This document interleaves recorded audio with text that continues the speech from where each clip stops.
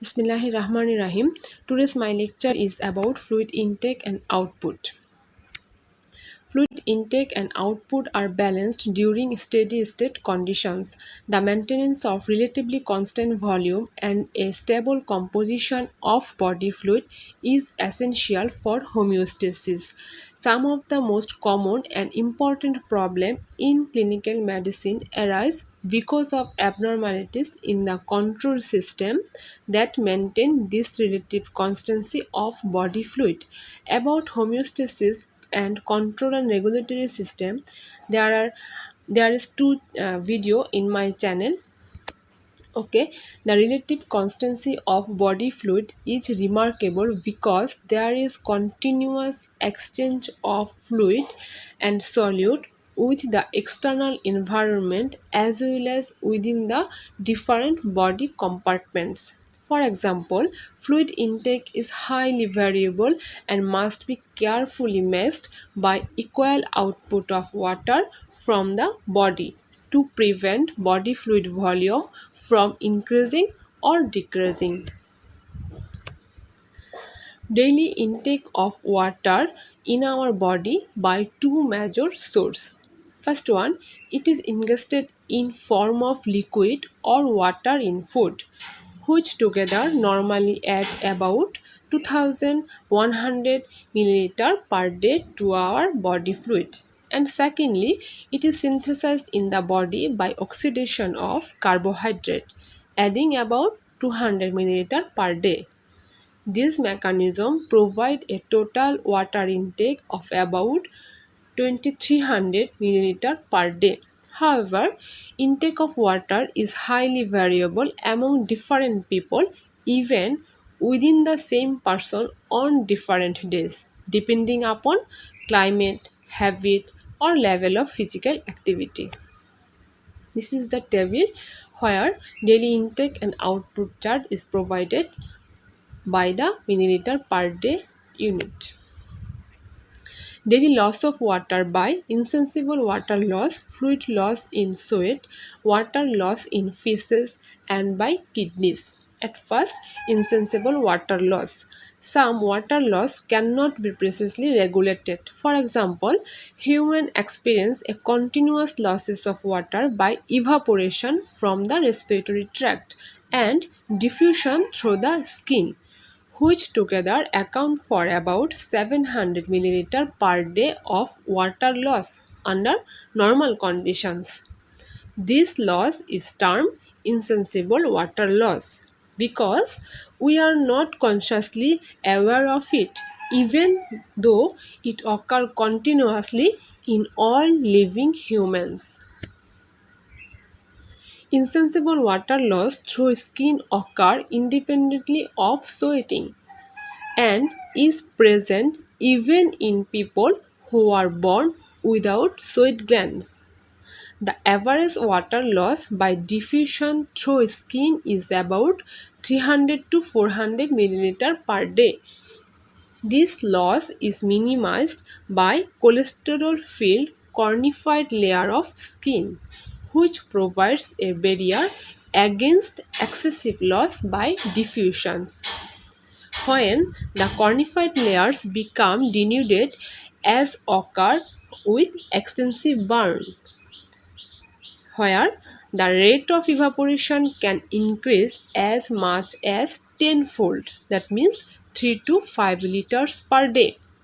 For example, for this reason, the person with burn must be given large amount of fluid, usually intravenously, for the balance of fluid loss.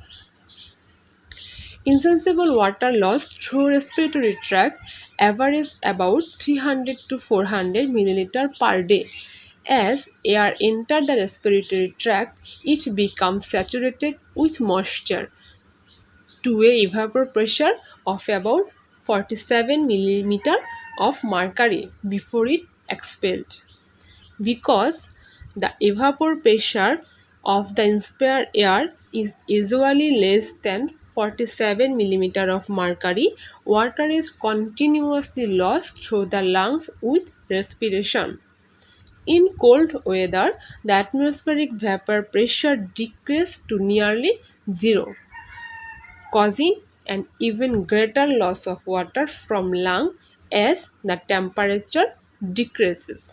This process explains the dry feeling in the respiratory passage in cold weather.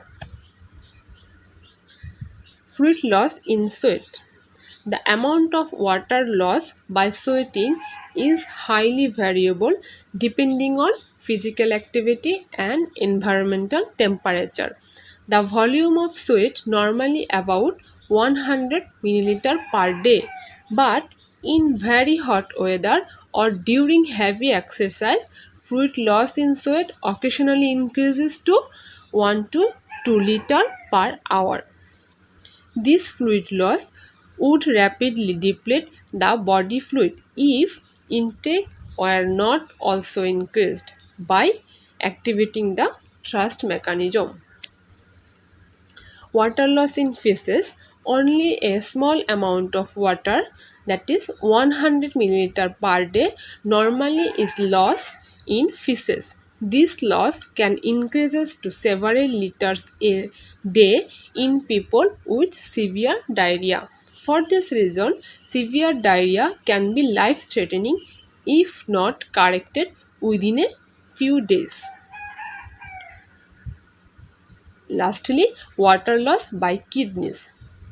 The remaining water loss from the body occur in urine excreted by kidneys. Multiple mechanisms control the rate of urine excretion. In fact, the most important means by which body maintain the balance between water intake and output, as well as balance between intake and output of most electrolytes in body is by controlling the rate at which kidney excrete this substance. For example, urine volume can be as low as 0.5 liter per day in a dehydrated person or as high as 20 liter per day in a person who has drinking tremendous amount of water. This variability of intake is also true for most of the electrolytes in the body, such as sodium, chloride, potassium. In some people, sodium intake may be as low as 20 milliequivalent per day, where in others, sodium intake may be as high as 300 to 500 milliequivalent per day. The kidney are faced with the task of adjusting the excretion rate of water and electrolyte to match precisely the intake of this substance, as well as compensating for excessive losses of fluid and electrolytes that occur in certain disease states. Thank you for your patience hearing.